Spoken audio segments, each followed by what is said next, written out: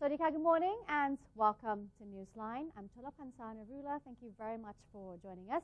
It's Monday, November 30th of 2015. Here is the news.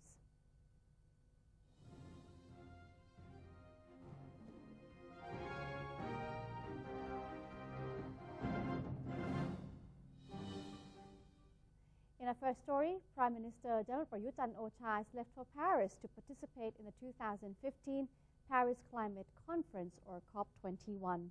The Prime Minister and delegates departed from Suvarnabhumi International Airport at 5 a.m. this morning for the Charles de Gaulle Airport in Paris to attend the high-level meeting of the 21st Conference of Parties, or COP, on the UN Framework on Climate Change. The conference aims to achieve a legally binding and universal agreement on climate with the goal of limiting global warming below 2 degrees Celsius. Deputy Government spokesperson Major General Wirachon Sukhontapatipak said that the Prime Minister will join the meeting on November 30th to discuss ways to help conserve the environment. The talks will include the Kyoto Protocol as industries worldwide continue to develop.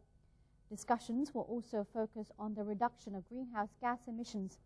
The Prime Minister is set to make a statement on how development must be balanced out in order to protect the environment. General Prayut will also use the opportunity to show moral support to France following attacks in Paris. The conference is expected to attract close to 50,000 participants, including 25,000 official delegates from governments, intergovernmental organizations, UN agencies, NGOs, and civil society. Prime Minister General Prayut Chan-o-cha has praised related authorities responsible for the 400 baht a month for newborn scheme after more than 27,000 people registered for the financial support. Government spokesperson Major General Sansern Kaew-Kamnert said the scheme, which aims to help low-income families with their newborn, kicked off in October. Under the scheme, qualifying families will receive 400 baht a month for their newborn over a one-year period. A total of 27,622 families of newborns have registered for the scheme, of whom 702 families are in Bangkok, while the remaining 26,920 families are in other provinces nationwide. The highest number of babies registered for the scheme was in Buriram province at 1,448, followed by Ubon Ratchathani at 1,353 and Surin at 1,271. Parents expecting to have a baby by September 30th of 2017 are eligible to sign up for the scheme by March 31st next year. In Bangkok, parents can register for the scheme at the district office, while those in other provinces can register at the Department of Local Administration. Air Chief Marshal Pratin Chantong, Deputy Prime Minister, led a large group of cyclists in the final rehearsals for the mass cycling activity Bike for Dad. Air Chief Marshal Pratin Chantong led the final Bike for Dad rehearsal, which was joined by cabinet members, state officials and civil servants. Amid tight security, the rehearsal went smoothly, according to National Police Chief, Police General Jaktip Chaijinda. He added that the rehearsal allowed security units to test safety measures ahead for the Bike for Dad event, which will take place on Friday, December 11, 2015. Meanwhile, Minister of Interior General Anupong Jinda has expressed his satisfaction with the grand rehearsal, saying no problems were found.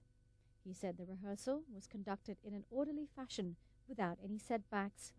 He attributed its success to the experience of all those involved from the Bike for Mum event in August. However, the Interior Minister voiced concerns over the sharp incline of the Pinglao Bridge, which could pose difficulties for some cyclists, especially the elderly.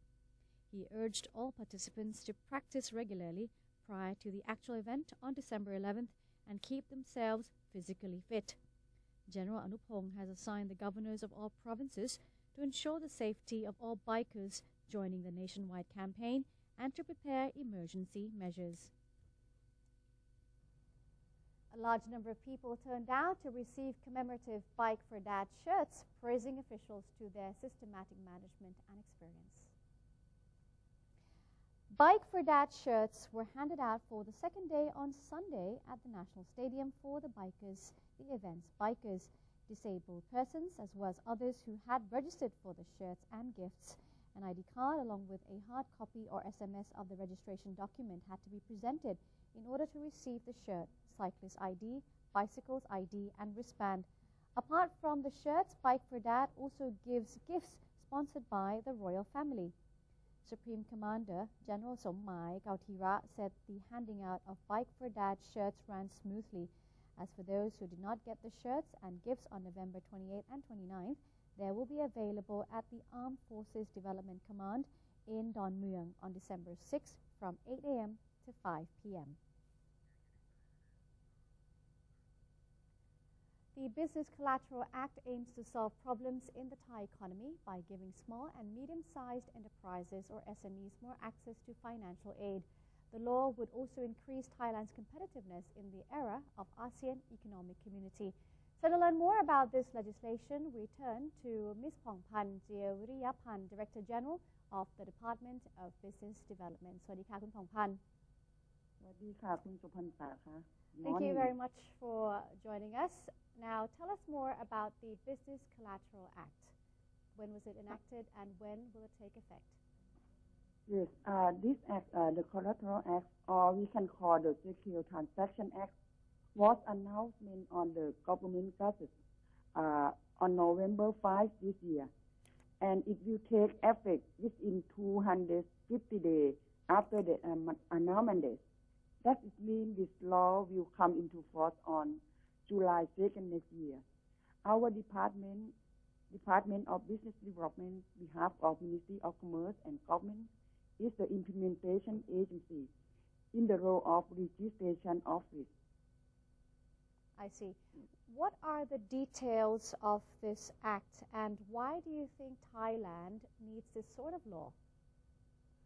Yes, this act is a new hope of our country, especially for SME that you already mentioned. At the present, we have more than 2.8 million SME in Thailand. That's built up about 40% of GDP. But only 800,000 SME or 30% can access to the credit because the financial institute concentrate the collateral for immovable assets, especially land, but only 20 SME own land. So this act will expand the collateral assets more than two channels in the past. In the past, we have two channel only mortgage and PACE, right? With this law, SME can use other assets to secure their liability, such as raw material, inventory, machine, patent, copyright, trademark, even account receivable to guarantee for their loan. With the financial institute, is the important thing is different from the pawn. By this law, SME don't have to deliver their collateral assets to the creditor. They can process the collateral assets for their business operation, and they can keep their assets with them to build up their revenue. Anyway, the assets have to register with our department for secure for the creditor also. I see. So basically, this act would unlock the funding for SMEs. It will make them easier to access loans from commercial banks. Yes, and they can have a variety of collateral assets more than in the past also. That is the important thing.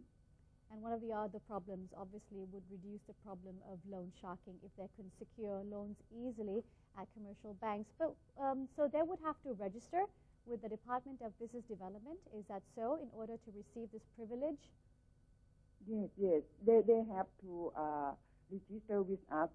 About the financial institute have to register collateral for providing the stakeholder can know that assets was already registered.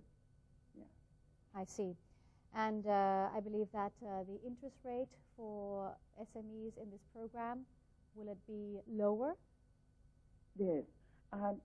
Actually, this law has many benefits and many ways and many points. For the first, they can expand the access for the credit for SME that I already mentioned.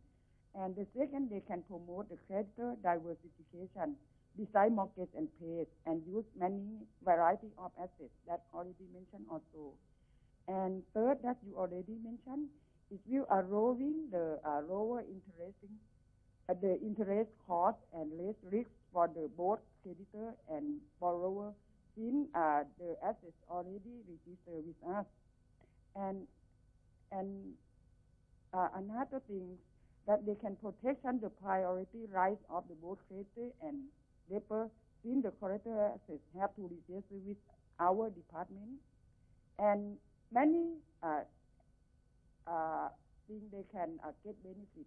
Another thing that they reduce the illegal loan or illegal lender since the entity or SME can use diversify of collateral assets by this act.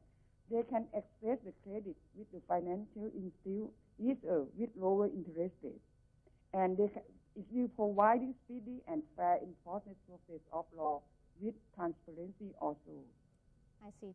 Could you tell us, audience, what has the Department of Business Development been doing in terms of enforcing this law now? Yes, they have many functions that we have to do.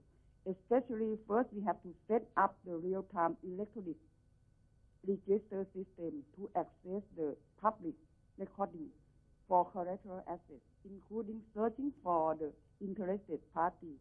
Hopefully, we have to finish on the time 440 days. And second, we have to issue the subordinate rule, regulation, announcement, and order to support the practice.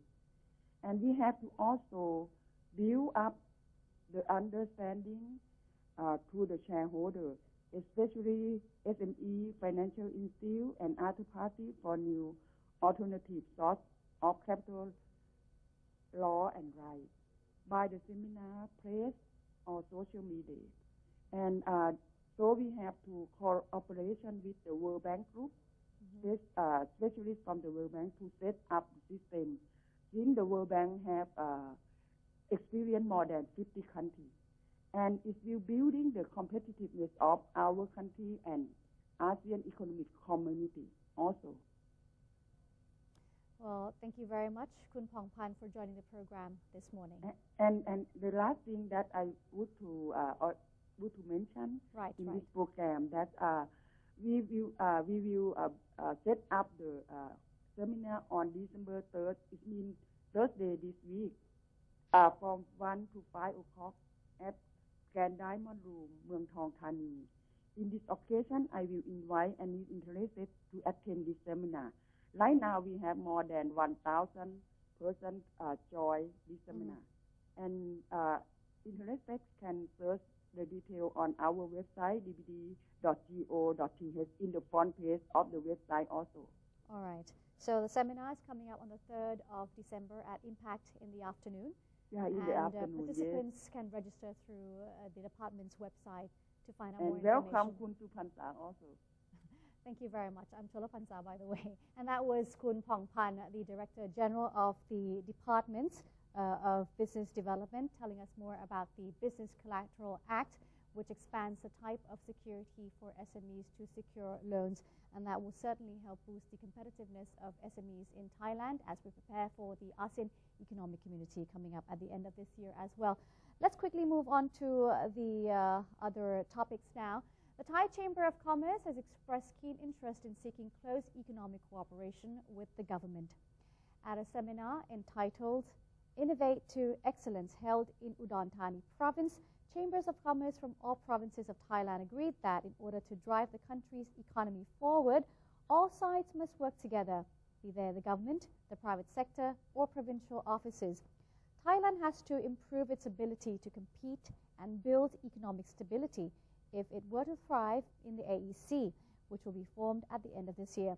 The seminar also provided an opportunity for participants to share their thoughts and experiences on how innovation and technology can help upscale the quality and standards of Thai agricultural products.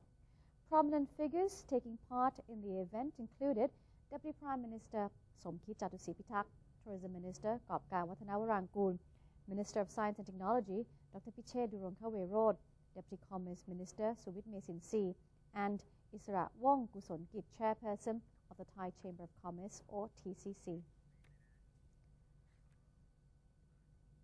And that's it for Thailand Moves Forward. Let's have a quick look at the exchange rates and commodity prices. Newsline will return with ASEAN news plus the international news update as well. Stay with us.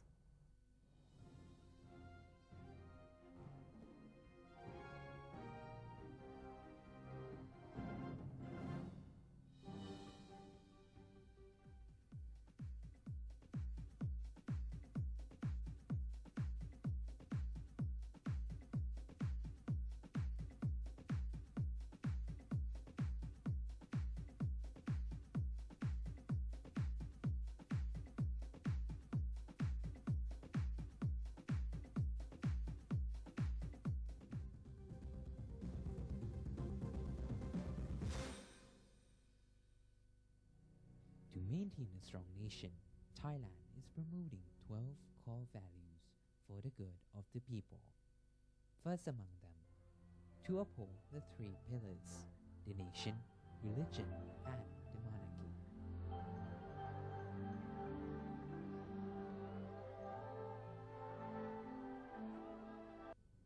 Welcome to ASEAN, a community comprised of 10 countries, each with its unique culture and history, now unifying to bring added prosperity to the region. For centuries, each country remained independent, but now we are coming together to compete in the 21st century globalized world. ASEAN is bringing together more than 600 million citizens and a total land area of 4.4 million square kilometers, and is providing economic opportunities, trade, travel, and new educational possibilities. The combined GDP of all 10 ASEAN countries comes to a total of $2.4 trillion, which means the ASEAN entity ranks amongst the world's major economic powers. The future is here.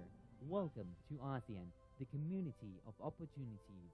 The Southeast Asia region is now becoming one.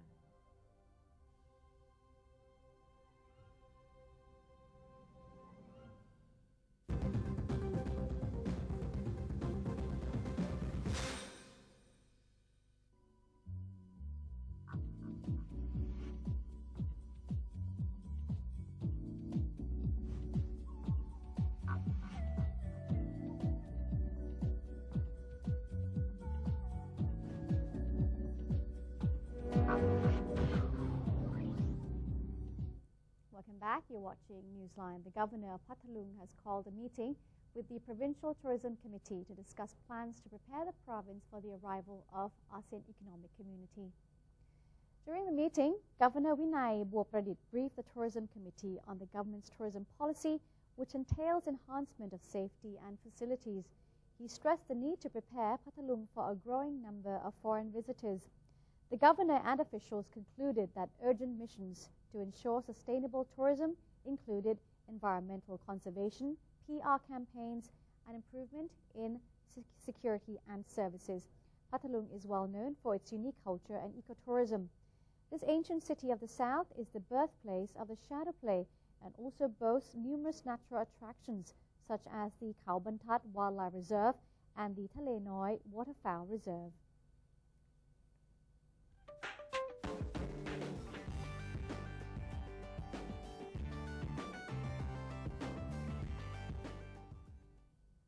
In other news, protected by the heaviest security ever seen on his trips, Pope Francis preached reconciliation in the divided Central African Republic, a nation racked by bloodshed between Muslims and Christians. On Sunday afternoon, Pope Francis added an unscheduled visit to his program, stopping by Bangis Hospital to meet sick children. Attack helicopters patrol the skies, and armored personnel carriers from French and UN peacekeeping forces patrol the streets of Bangui, the capital of the former French colony. Bangui has seen a surge in clashes that have left at least 100 people dead since late September. France sent in soldiers in 2013 in an attempt to stem the violence. Muslims and Christians have since split into segregated communities. Tens of thousands of Muslims have fled to the far north, creating a de facto partition. France, which has around 900 soldiers deployed in the country, warned the Vatican this month that the visit could be risky, but the Pope was determined to go to the majority Christian nation.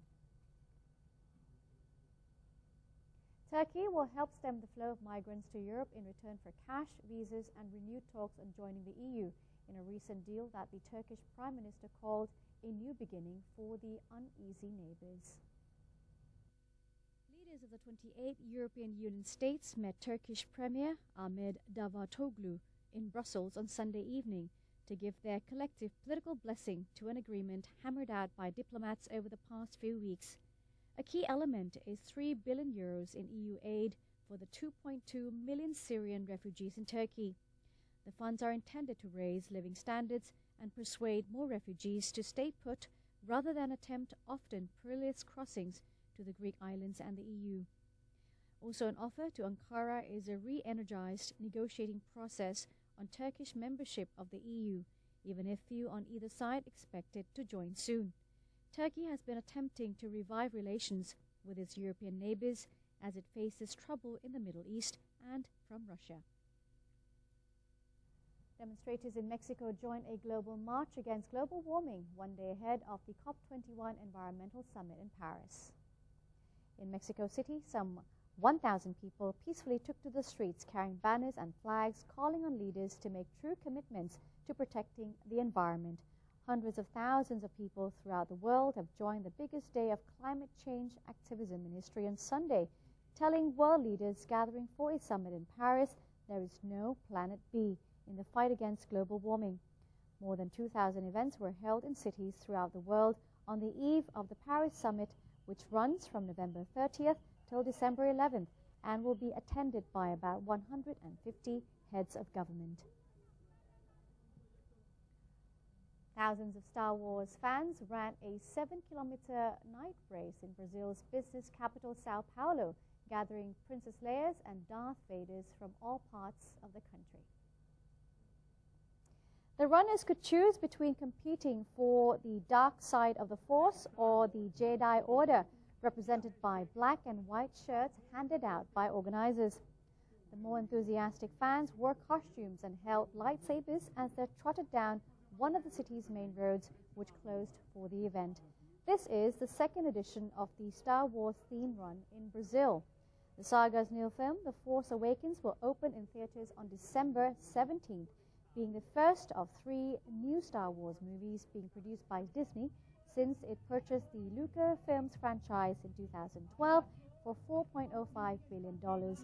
The movie is expected to gross about $2 billion globally on its opening weekend, according to its distributors. And that's it for today's edition of Newsline. Thank you very much for joining us. If you do have any suggestions or any comments, please feel free to email them to us. And the email address is newsline.nbt@gmail.com. Today we say goodbye with some pictures of the macaques enjoying a buffet at the annual Monkey Festival in Lopburi Province. I'm Chulapansana Rula. We'll see you tomorrow. Sawasdee ka.